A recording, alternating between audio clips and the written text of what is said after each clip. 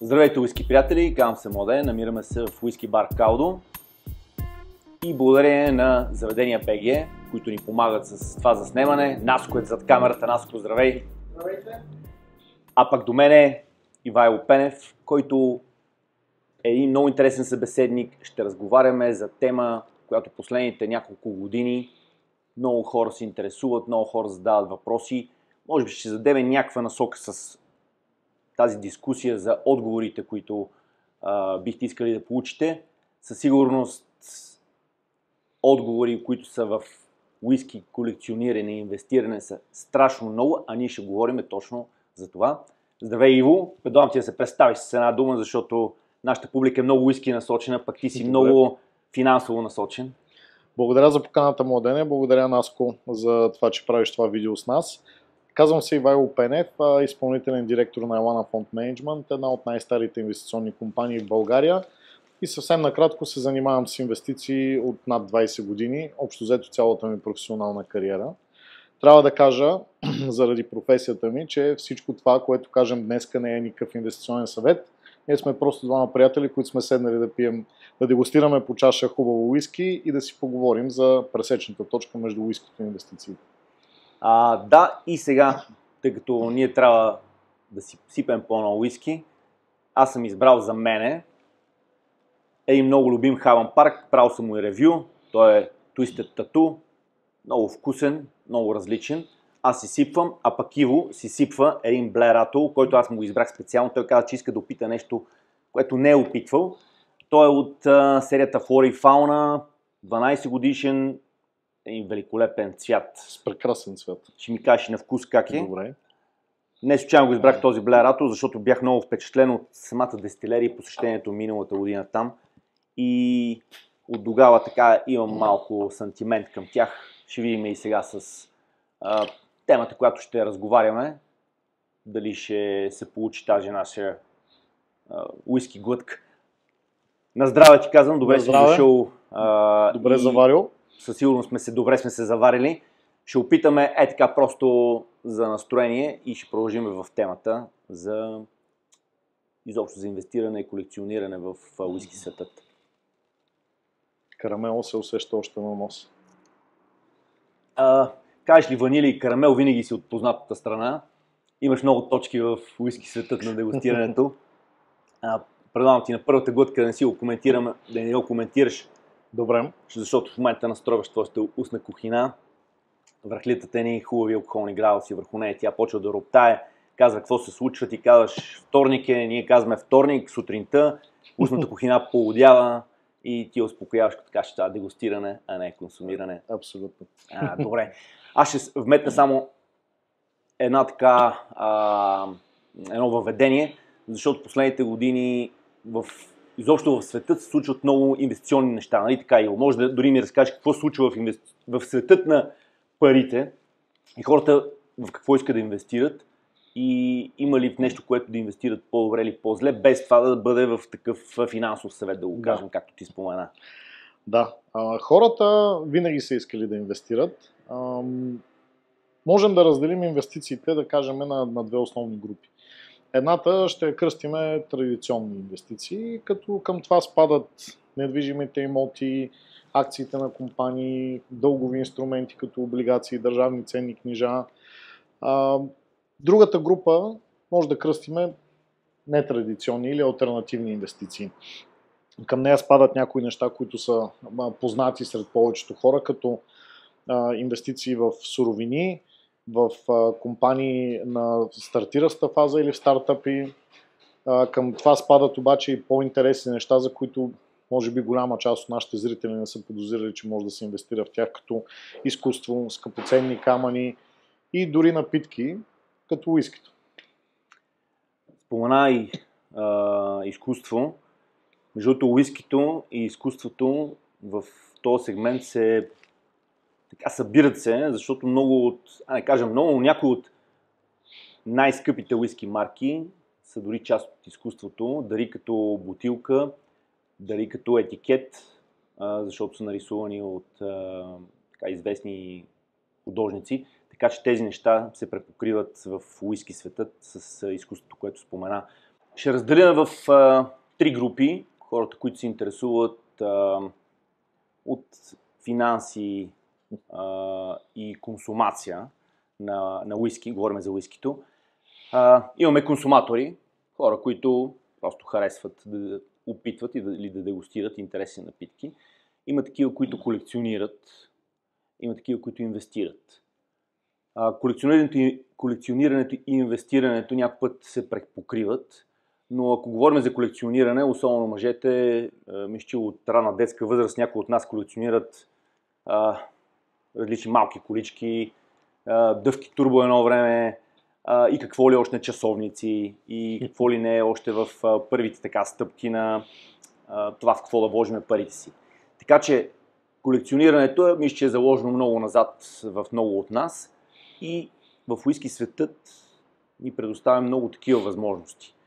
Много хора ме питат с какво да започна, или с каква марка да колекционирам, или колко пари да вложа в моята колекция. Не инвестиция, колекция. Тук изборът трябва да е абсолютно личен, защото той може да бъде емоционален, може да бъде вързан с определена марка, която си се влюбил. Защото Иво, имаш ли любима марка? Нещо, което е така, знаеш, че винаги си поръчваш или си поръчваш по-често. Едната ми любима марка, за съжаление, вече не произвежда серията, която много обичам. Това е старата серия на Джура с Prophecy, Турасмара. В момента, последно време, харесвам адски много нещата на, мисля, че най-малката дестилерия в Шотландия е Драдура. Драдура, да. И тя е малка, фамилна, мисля, че не се продаваха на никой все още. Така че, да, супер. Добре. Ето, виждате ли каква насока той даде? Точно тази серия, която е на Джура. Значи, вие може да си изберете една дестилерия и да събирате всичко от нея, което излезне. Което за определени дестилерии е много трудно, защото те постоянно бълват нови интересни неща. Или да пофанете подход само за серия, която излиза в определен период от време, това е анонсирано и знаем, че след това ще спре. Взимаш тази малка серия, 3, 4, 5 бутилки. Или избираш от така наречените, те са на Diageo релизите, Flora и Fauna. Те излизат точно както днеска Блерато е между нас. И ги следите, които го излизат на годишна база, събирате ги, т.е. всяка една година те са 6-7 вариации от различни дестилерии и събирате тях. Или пък просто дебнете за нещо интересно, което излиза, като примерно, не знам Иво дали си я засичал Game of Thrones колекцията, която беше. Да. Тя е от, ако не се лъжа, бяха 9 различни дестилерии. Ето излиза това предложение на пазара. То е от различни дестилерии, колекционерско е. Вие решавате, че ще бъде част от вашата колекция. Така че изборът трябва да бъде насочен от вас, трябва да бъде насочен и емоционално или вкусово, ако харесвате определена марка в вкусов профил, или някои дори се впечатляват от опаковката, защото тя е много емблематична в тези години, в които вие сте искали да колекционирате. Някой път бутилките, които колекционирате, им се повишава цената и вие може да ги продадете след време, ако искате да спечелите от това нещо. Според мен колекцията обаче е много емоционална връзка и тя няма връзка с това, нека да вложа сега 150 лева и да се надявам след хикс години да изкарам пари от това. Ето това пък е инвестирането. Има хора, които се интересуват и искат да инвестират в определена бутилка и това нещо да им донесе някакъв много така сериозен профит, много добра печалба. Но тук мисля, че и ти ще се съгласи с мене, в подобни сделки трябва да сме търпеливи. Не Абсолютно. Трябва да бързаме, т.е. ако искаме някаква бърза печалба, може би такъв тип инвестиция не е добър подход, да кажем на 6 месеца, година. Има ли между другото някакви години, в които ти препоръчваш да си, така казано, да си затвориш парите? Има ли период, в който казваш минимум 3 години и вие тези пари трябва да ги забравите? Или това е различно за всеки вид инвестиция? Абсолютно, това е различно за всеки вид инвестиция. Но по-нетрадиционни неща, като уискито и изобщо алтернативните класове активи, имат няколко тенденции, така да ги наречем. Едната е, че те са много зависими от това дали има много пари, с които хората разполагат. Второто нещо е, че те са силно циклични, т.е. те имат много големи фази на растежи, големи фази на спадове. В дългосрочен план, разбира се, цената на, да кажем, на уискитата, както обсъждахме с теб и с една статистика, която гледахме, расте доста добре. Затова, разбира се, може би трябва да отидем и към най-базовите фактори, като търсене и предлагане. В повечето случаи броя бутилки е лимитиран. Когато те са особено ексклузивна серия, са още по-малко. През годините някои от тях се чупят, изпиват, стават още по-малко. Точно така, да. И ако нещо е ценно, ако предлагането му намаля още повече, то става още по-ценно. И по-трудно подвластно на тези цикли, за които говорихме. Но инвестирането по принцип е маратонско бягане, то не е спринт.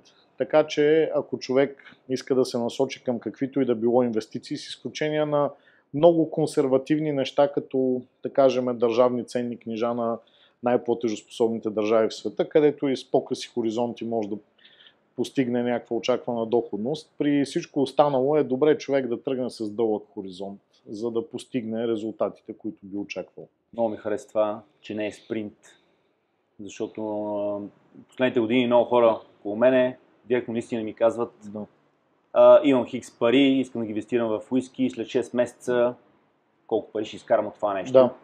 Отговорът е: абсолютно никаква идея нямам. И това ревю няма да ви даде насока нито за марка, нито за процент, в който вие бихте спечелили, ако искате да инвестирате, нито ще ви препоръча къде да продавате, ако решите.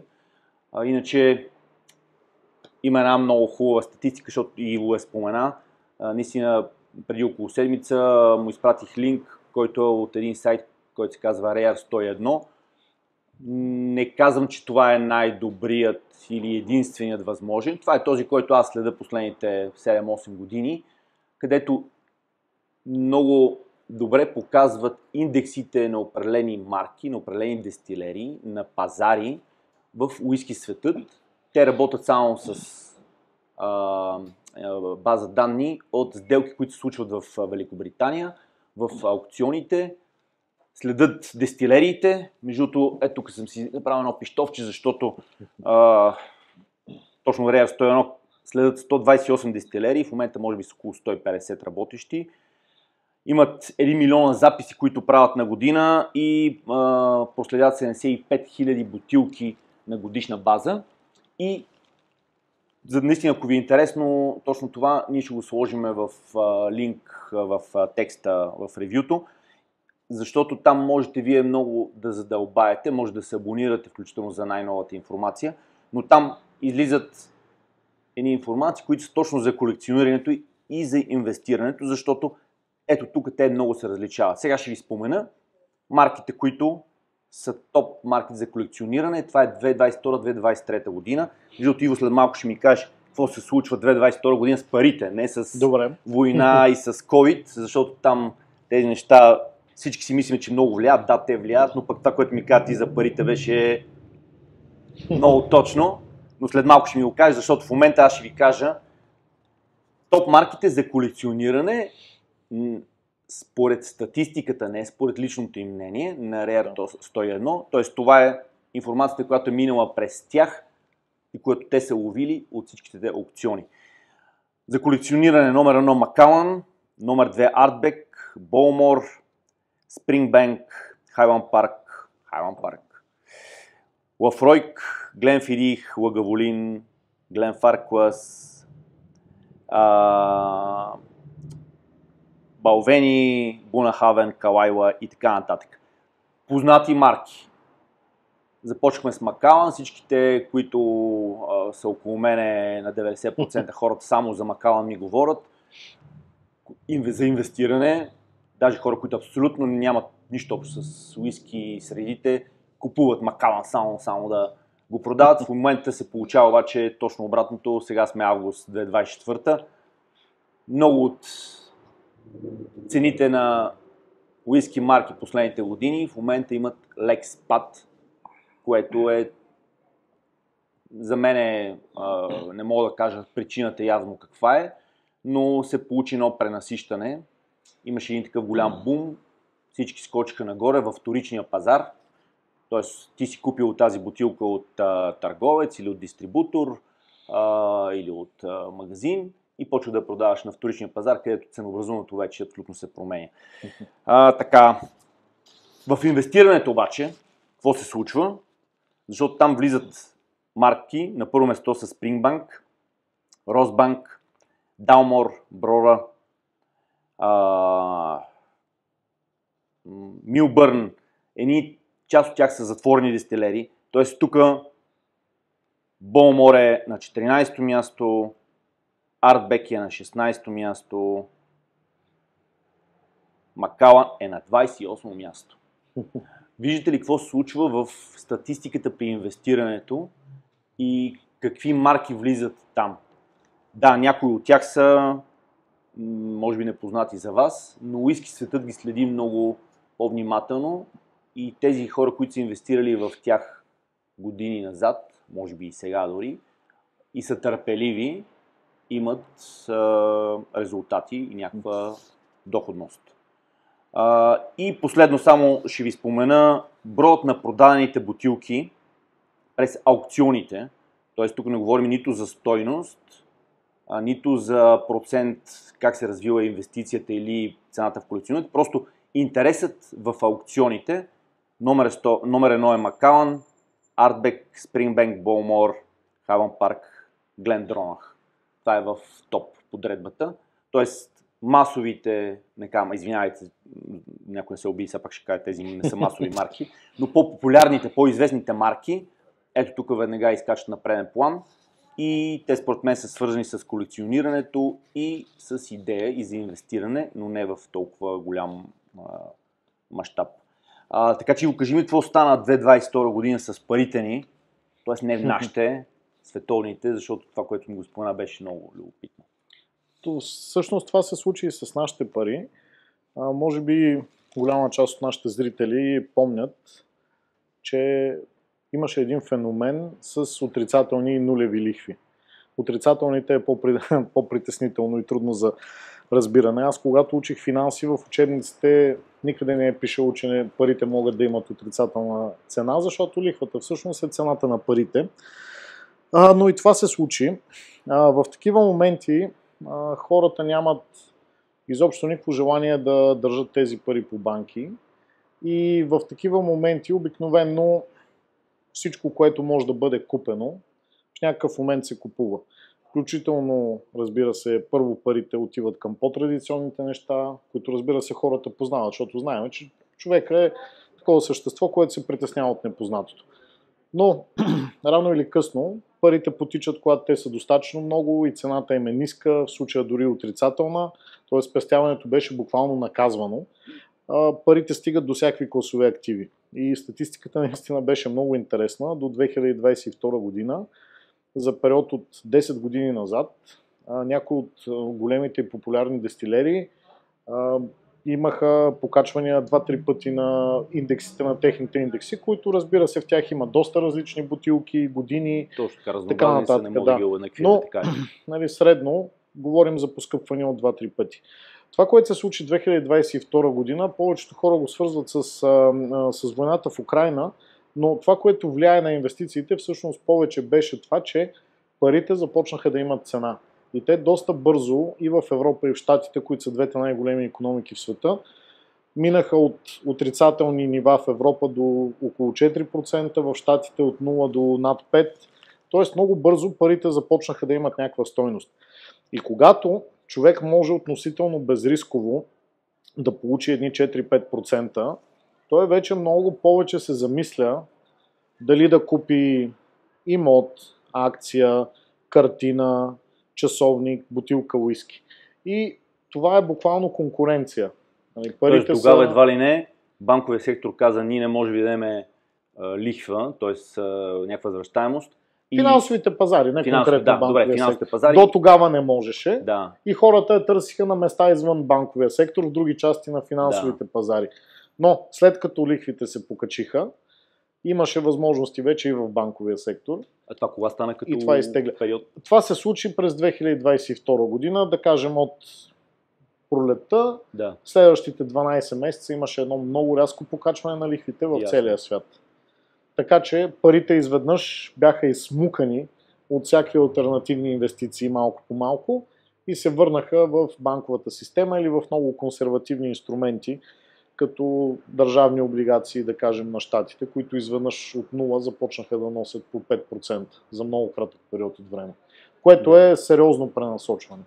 И това се отрази навсякъде, почти навсякъде. Да. Ето това е според мен интересен поглед, защото ако говорим за някакъв паричен поток, той е седял в финансовите институции и изведнъж вече хората почват да пренасочват в някакви други сфери.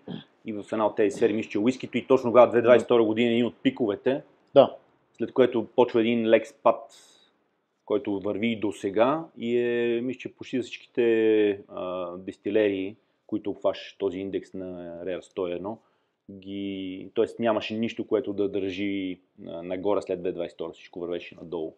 Но това не трябва да ви стряска, че нещо върви надолу. Защото спрямо 2012 цените още са пъти нагоре. Така че този, който се е усетил да инвестира да инвестира, защото сега инвестираме в водата на живота, в ишкебяхата, в тази хлебарна течност от 2012 година е доста късметлия, защото много хора последните години казаха дай сега да печелиме, тук нещо се случва, полудяха и да ви кажа, не мисля, че те са от най-успешните в тази сфера и много от тях бързо си отказаха. Тоест маратонците отново победиха спринтьорите. Това много ми харесва, ще го използвам да знаеш, че ти открадна. Добре, заповядай. Така че да, ето това се случва с нетърпеливите и с тези, които искат на бърз спринт да изкарат някаква добра печалба. Наско, как се стори? Добре ли си представяме? Трябва ли нещо да кажем още? Има ли време? Дори така го казвам пред камера. Изключително интересно, особено накрая, когато направихме тази връзка между пазарите и връзките. Беше доста полезно. Какво се очаква обаче според вас? Какво се очаква? Ние ако знаехме какво се очаква, няма да ви го кажем, да ви кажа честно. Наистина много хора ме питат, препоръчи ми марка, дестилерия, какво да направя, какви пари да вложа. Наистина нямам никаква идея. Има една голяма истина за мене, защото аз също си колекционирам и инвестирам. Много хубаво си ги разделям двете неща. Едното ми е много емоционално, а другото ми е така следа го по-изкъсо финансово. Някой път и продавам. По-често купувам напоследък. Моят съвет е, когато колекционирате в уиски, че трябва да бъдете спокойни, защото вие може да го изпиете по всяко едно време във вашия живот. Дори да е на загуба, ще му се насладите. Имам няколко приятели, които казаха, дори не следиме цените, защото тези бутилки, които ги взехме за инвестиране, те вече станаха колекционерски, а в момента сме ги насочили за наши етапи в живота ни, когато ние ще ги отвориме. Тоест, вижте колко готино звучи. Взел си ме тази бутилка да изкарам хикс пари и в един момент нещо се случило в моя живот и аз казвам, не, аз ще отворя и си набелязвам някакъв повод в нашия живот, който се надяваме да се случи и тя да бъде част от този повод. Така че за мен това е много печелившо, защото ако инвестираме в картини, сега тези, които инвестират в картини, ще кажат, младене, ти си луд, или ти за какво ни говориш, но ако инвестираш в картини, ти картината не можеш да изпиеш, нали? Виното, част от тях се развалят и не са в най-добра кондиция. Уискито мога да си го изпием и да го споделим с приятели. Искам да благодаря наистина на Иво. Ще стана много приятен разговор.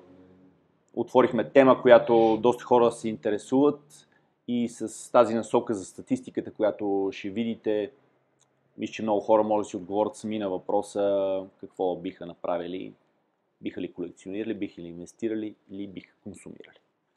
Разбрах и, че в Елана също се пие уиски и ако дойда да инвестирам в някой фонд, мога да опитам и някаква хубава уиски. Имаме с колегите колекция, грижливо подбрана, макар и не с познанията на Младен, но си добре дошъл. Благодариме И ние едно на здраве си казваме за бегачите на дълги разстояния. За бегачите на дълги разстояния. Здраве.